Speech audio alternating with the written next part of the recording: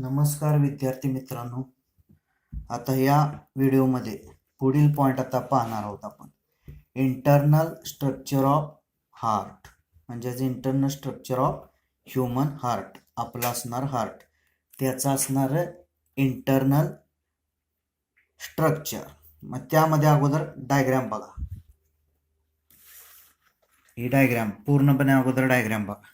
त्याच्यातली नावं मोठे मोठे अगोदर बघूया, लहान नंतर पॉइंट बघताना. राईट एट्रियम और ऑरिकल, लेफ्ट एट्रियम और auricle, right ventricle, left ventricle. ही यामधली महत्त्वाचे असणारे 4 कप्पे आहेत. मग यामध्ये आता first point atria. First part त्यामधला कोणता? ॲट्रिया और ऑरिकल, त्यालाच काय म्हणतात? ऑरिकल. मग first point, these are thin walled receiving chambers of heart. मग ॲट्रिया जे आहे ते काय तर thin walled receiving chambers of heart.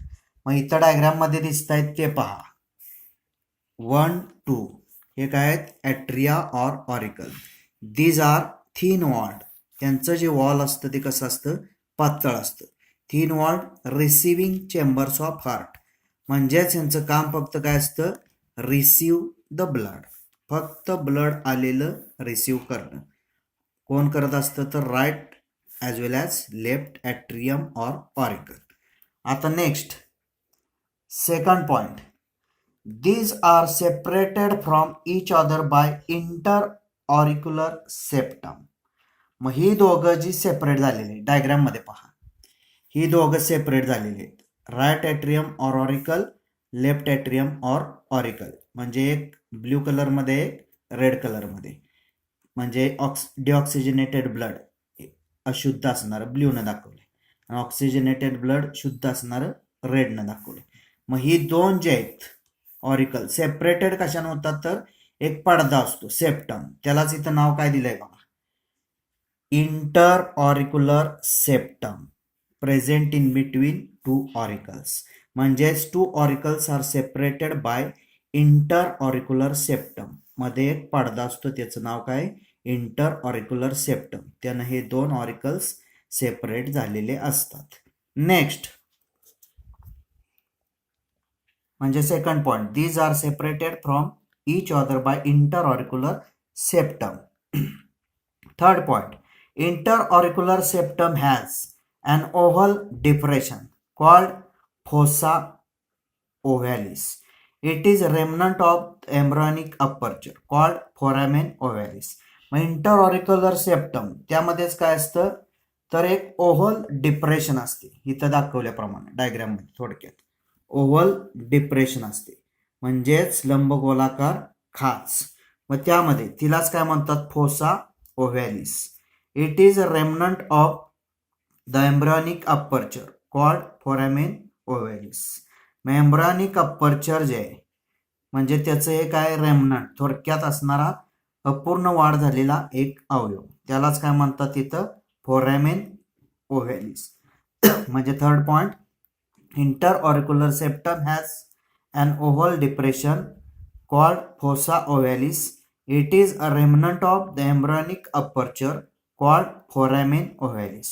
Next point, fourth, superior vena cava or precaval, inferior vena cava or postcaval and coronary sinus opens into right atrium. मग आता यामध्ये right atrium बघा, हे जे दाखवलंय ब्ल्यू कलर मध्ये, हे काय? Right atrium. ह्यामध्ये काय काय ओपन होत असतं? तर सुपेरियर व्हेना कॅवा. नंतर हे जे आहे ते राईट ॲट्रियम. राईट ॲट्रियम मध्ये काय ओपन झालेलं असतं? तर सुपेरियर व्हेना कॅवा, तिलाच प्री कॅवल म्हणतात. इन्फेरियर व्हेना कॅवा, त्यालाच पोस्ट कॅवल म्हणतात. आणि तिसरा आहे ते कोरोनरी सायनस. म्हणजेच आता नाव बघा, इथं दाखवलेले वरचं टॉपचं जे नाव आहे, टॉपचं नाव सुपेरियर व्हेना कॅवा, ही जी ब्ल्यू कलर मध्ये दाखवल्या. आणि दुसरं खालचं बॉटमचं जे नाव आहे इन्फेरियर व्हेना कॅवा. तिसरं आपण इथं नाव दाखवलेलं नाही, कोरोनरी सायनस. ही जी ओपन त्यामध्ये होतात, कुणामध्ये ओपन होत असतात? तर त्यामध्ये ओपन्स इनटू राईट ॲट्रियम. बरोबर राईट ॲट्रियममध्ये ही दोन्ही ओपनिंग ओपन होत असतात. एक सुपेरियर व्हेना कॅवाचं आणि दुसरं इन्फेरियर व्हेना कॅवाचं ओपनिंग कशात ओपन होत असतं तर राईट ॲट्रियम. म्हणजे fourth point superior vena cava or precaval, inferior vena cava or post caval and coronary sinus opens into right atrium. Next point, number 5th. Opening of inferior vena cava is guarded by eustachian wall किंवा eustachian wall. म्हणजेच यामध्ये आता डायग्राममध्ये पाहून आपण तो point समजावून घेऊया. काय सांगितलेलं आहे? ओपनिंग ऑफ इन्फेरियर व्हेना कॅवा, हे जे इन्फेरियर व्हेना कॅवा आहे त्याचं जे ओपनिंग आहे गार्डेड कशानं केलेलं असतं तर युस्टॅचियन वॉलनं. समजलं? ओपनिंग ऑफ इन्फेरियर व्हेना कॅवा म्हणजे हे इन्फेरियर व्हेना कॅवा त्याचं असणार आहे ओपनिंग गार्डेड कोणी केलेलं आहे तर युस्टॅचियन वॉल. म्हणजेच fifth point, opening of inferior vena cava is guarded by Eustachian valve. Next point, sixth.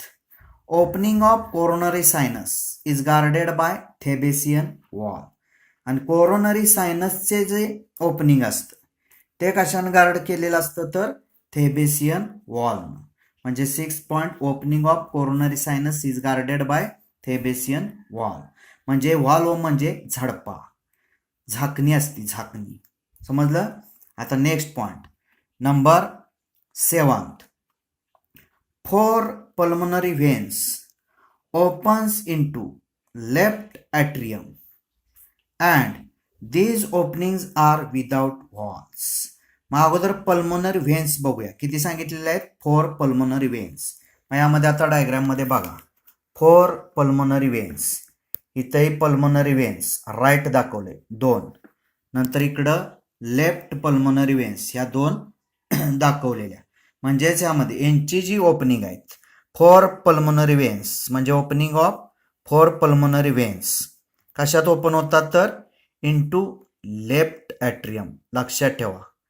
म्हणजे राईट पल्मोनरी वेन आणि लेफ्ट पल्मोनरी वेन एकूण 4 पल्मोनरी वेन आहेत.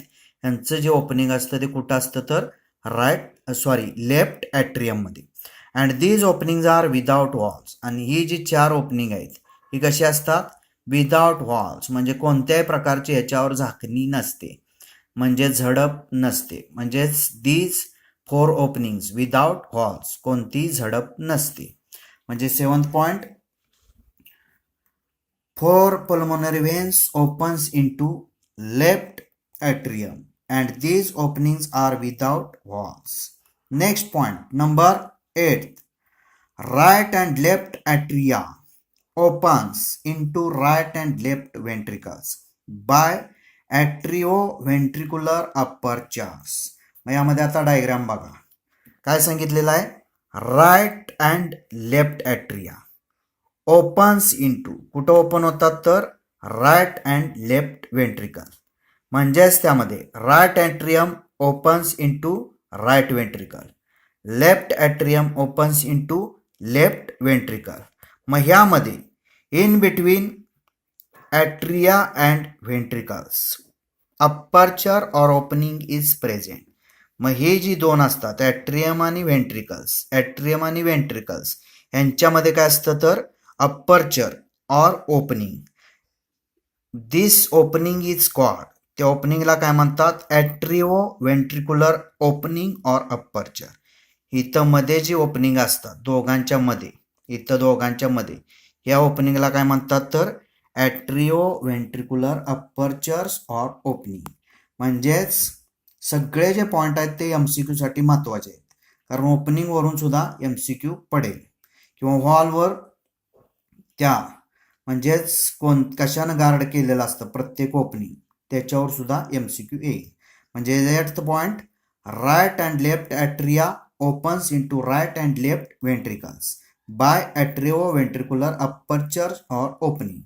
म्हणजेच right atria opens into right ventricle, left atria opens into left ventricle by one opening or single opening called atrio ventricular apertures. त्या ओपनिंगला काय म्हणतात? Atrio ventricular apertures. Why it is called atrioventricular aperture? Because present between atrium and ventricle. कशाच्या मध्ये असतं? Atrium आणि वेंट्रिकलच्या, म्हणून याला काय म्हणतात? Atrioventricular aperture or opening. Next point number 9. Tricuspid valve, that is 3 muscular flaps or curves. त्यामध्ये it guards right atrioventricular opening or aperture. मग ट्रायकस्पिड वॉल इथं नाव आहे बघा, ट्रायकस्पिड वॉल. ही जी ट्रायकस्पिड वॉल आहे, why it is called tricuspid valve? Because 3 muscular cusp or halls or flaps are present. इथं किती असतात एकूण? 3 muscular. Why muscular? Because made by muscles, मसलनं बनलेले 3 फ्लॅप असतात. It guards right atrioventricular opening. कोणाला guard करत असतं तर राईट ॲट्रिओव्हेंट्रिक्युलर ओपनिंगला, म्हणजेच opening between atrium and ventricle. Which side? Right side. Right साईडचं जे दोघांच्या मधलं ओपनिंग आहे, एक ॲट्रियम आणि वेंट्रिकल यांच्यामधलं ओपनिंग आहे, त्या ओपनिंगला काय म्हणतात तर ट्रायकस्पिड वॉल. आणि ते गार्ड करतं कोणाला तर ॲट्रिओव्हेंट्रिक्युलर अपर्चरला किंवा ओपनिंगला. म्हणजेच 9th point, tricuspid wall, that is 3 muscular flaps or cusps. It guards right atrioventricular opening or aperture. Next, number 10, bicuspid or mitral wall, that is 2 muscular flaps.